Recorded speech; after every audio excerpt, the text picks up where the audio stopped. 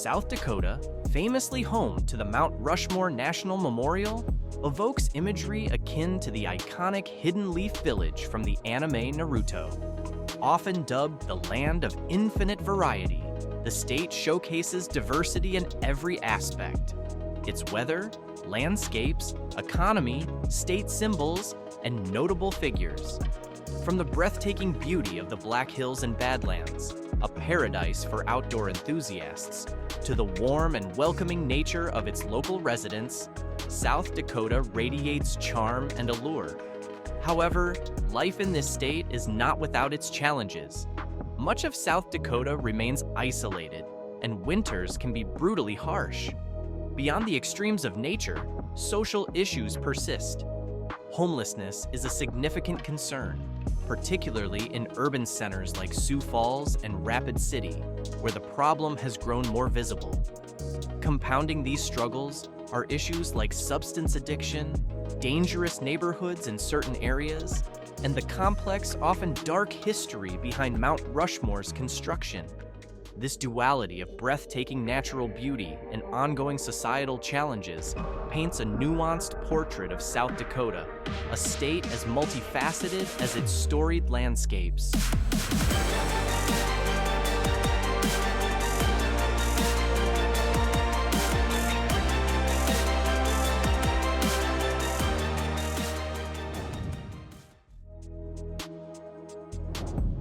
South Dakota, with a population nearing 900,000 and projected to surpass 1 million by 2030, faces a growing challenge alongside its population increase: homelessness. As of January 2024, South Dakota Housing reported that 1,338 individuals were experiencing homelessness. This group includes 801 men and boys and 501 women and girls from diverse social backgrounds. Alarmingly, 11% of the homeless population is aged 18 to 24, up from 8% in 2023, reflecting a concerning national trend of youth homelessness as one of the fastest growing demographics. Additional findings reveal that 7% of homeless households include children, 38% are experiencing homelessness for the first time, and 70% are chronically homeless, meaning they have been without stable housing fewer than 4 times in the past 3 years. In the state's largest city, Sioux Falls, homelessness has surged significantly. From 2019 to 2023, the population of unhoused individuals grew by 40%, according to Suzanne Smith, Vice President of the Augustana Research Institute. However, she notes that these figures may not fully capture the year-round reality, as the homeless population often fluctuates with the seasons, appearing different in the summer compared to the winter count in January. So, what's driving the rise in homelessness in South Dakota? The Augustana Research Institute, which has conducted extensive housing needs assessments, highlights the interplay of several factors. According to Smith, housing affordability and access to support services are key issues. As housing prices continue to rise, households become increasingly vulnerable to losing their homes due to income disruptions or unforeseen expenses. These challenges often make it impossible for individuals and families to keep up with their bills, leading to a downward spiral into homelessness. This situation underscores a pressing need for more affordable housing solutions and robust support systems to help South Dakota's residents secure and maintain stable living conditions. Substance abuse, including alcohol, tobacco, and illicit drug use, has become a growing concern in South Dakota over the past decade. The state, with its capital in Pierre, is grappling with severe addiction levels that have significant implications for the health and well-being of its residents. According to the South Dakota Department of Health, alcohol-related deaths have surged by 77%, climbing from 173 fatalities in 2014 to 306 in 2023. Alarmingly, South Dakota now ranks 4th in the nation for age-adjusted alcohol-related death rates, with 29.7 deaths per 100,000 people, far exceeding the national average of 12.1 per 100,000. This crisis is particularly acute in areas like the Pine Ridge Indian Reservation, home to approximately 20,000 members of the Oglala Lakota Sioux tribe in southwestern South Dakota. Despite an outright ban on alcohol sales within the reservation, its proximity to White Clay, Nebraska, a town notorious for selling vast quantities of alcohol to the reservation, has exacerbated the issue.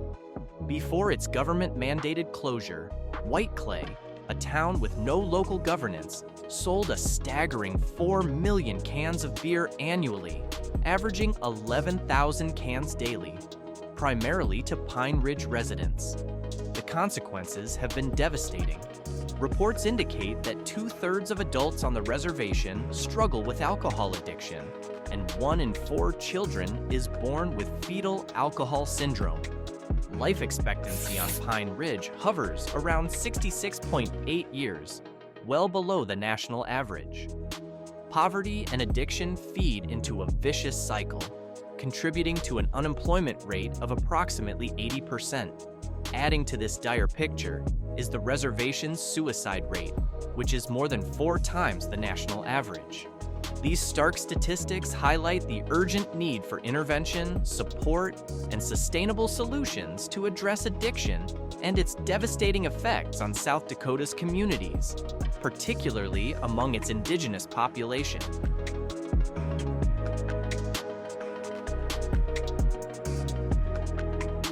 Alongside alcohol addiction, South Dakota faces another often overlooked issue: gambling addiction. A recent study ranked South Dakota as having the second highest gambling addiction rate in the United States, based on factors such as the prevalence of gambling opportunities and the state's policies toward gambling. South Dakota is also noted for having one of the highest numbers of casinos and gambling machines per capita in the country. While such studies may not capture the full picture, they do indicate that gambling addiction is a significant concern in the state. According to the National Council on Problem Gambling, NCPG, an estimated 1.4% of adults in South Dakota, over 10,000 individuals, are believed to have a gambling problem. The Keystone Treatment Center, the state's only inpatient facility for gambling addiction, reports that patients seeking treatment often carry an average gambling debt of around $250,000. Many describe feelings of despair and hopelessness, especially after significant losses. The consequences of gambling addiction can be dire. Keystone Treatment Center staff note that patients frequently face a stark choice: commit crimes to secure money for gambling or contemplate suicide. The psychological toll, coupled with financial devastation, underscores the urgent need for increased awareness and support systems for those struggling with this addiction in South Dakota.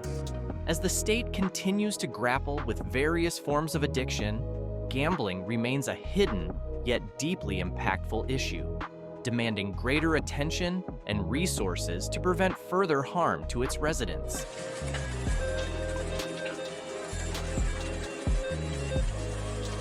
Crime in South Dakota, particularly theft, robbery, and embezzlement, is often linked to underlying issues such as gambling addiction. However, these are just part of a larger, more complex picture. South Dakota, despite being ranked 3rd in the U.S. for unemployment, has seen an annual rise in both violent and property crimes. Violent crime rates have surged by 27%, reaching 500 incidents per 100,000 people, while property crime rates have risen to 19 incidents per 1,000 people. Among the most common offenses are assault, theft, including package theft, and vandalism. Overall, the Mount Rushmore state ranks 7th in violent crime and 14th in property crime nationwide. Rapid City records the highest property crime rate, with 3,586 incidents per 100,000 people, while Deadwood experiences the most violent crimes, with a rate of 876 cases per 100,000 people. Even the state's largest city, Sioux Falls, which is a popular one-time destination for many tourists, is not immune to crime. Travelers are advised to take precautions, plan ahead, and use common sense when visiting South Dakota to ensure a safe experience. While the state's iconic landmarks and natural beauty continue to attract visitors, these rising crime rates underscore the need for awareness and proactive measures to address the factors contributing to these troubling trends. Through genocide tactics, taking our land, giving us rations, giving us handouts, it made us dependent. We look for something else. We look for alcohol, we look for drugs, some way to get away from that reality. Mount Rushmore, one of South Dakota's most iconic landmarks, draws nearly 3 million visitors annually.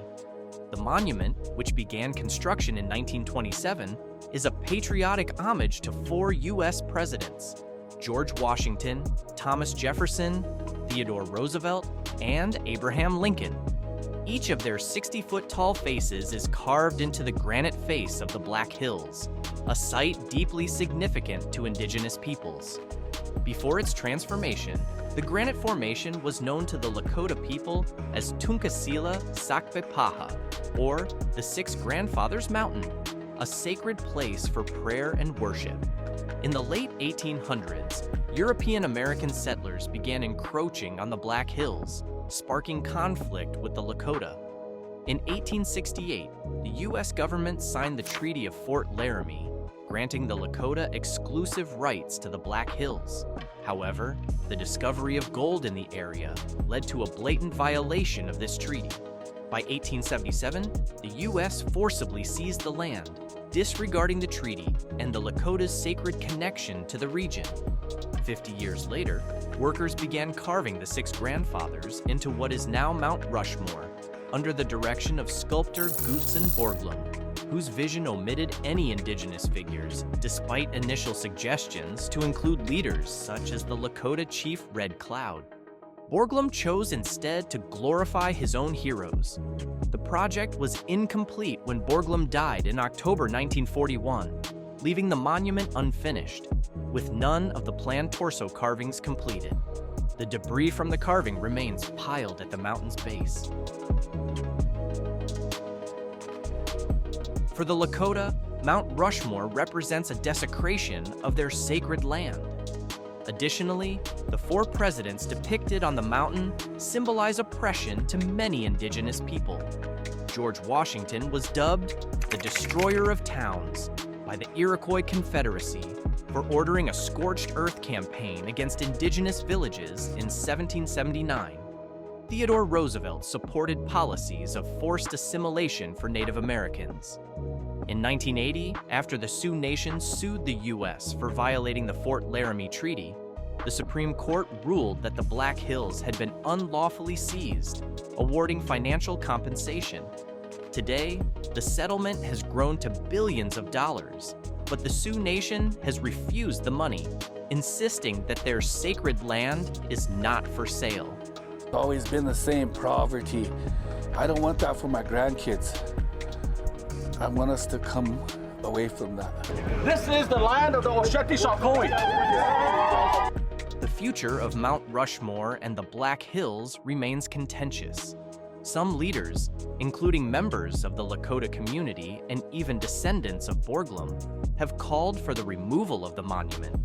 Others view it as a vital symbol of American patriotism and an economic cornerstone for South Dakota. Many Lakota people advocate for the fulfillment of the 1868 treaty and the return of federally managed land to indigenous communities. There are also calls for a joint stewardship arrangement between the Lakota and the U.S. government for parts of the Black Hills. To date, there is no clear resolution. The U.S. has a long history of broken promises to Native nations, and while some strides have been made in honoring past agreements, much remains unresolved.